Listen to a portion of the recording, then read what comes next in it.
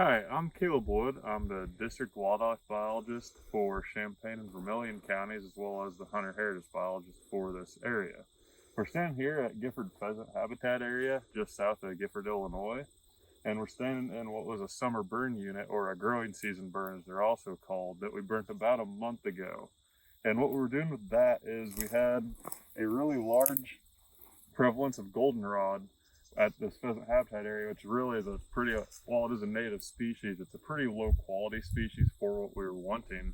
So we're hoping to knock it back during its growing season before it went to seed, and hopefully it'll allow more of the better forbs to come up, kind of the cool season grasses that pheasants seem to like. They like the less dense stuff. And what we're seeing from the response is we have a lot of the grasses do seem knocked back, especially the warm season grasses, and we don't see many resprouts of our goldenrod yet, which we'll be able to more see how well we did this, or how well the burn had an effect next year when more things start greening up. But as you can also see behind me, we have an area that didn't burn too well. The fire didn't want anything to carry, which honestly isn't the worst of things. We can kind of call that a refugia, which offers some of the species and insects kind of a habitat refuge to stick into, while, as you can see, it's pretty barren on the ground here that they can't really get into. But these burns can be good for more than just the wildlife species we're managing.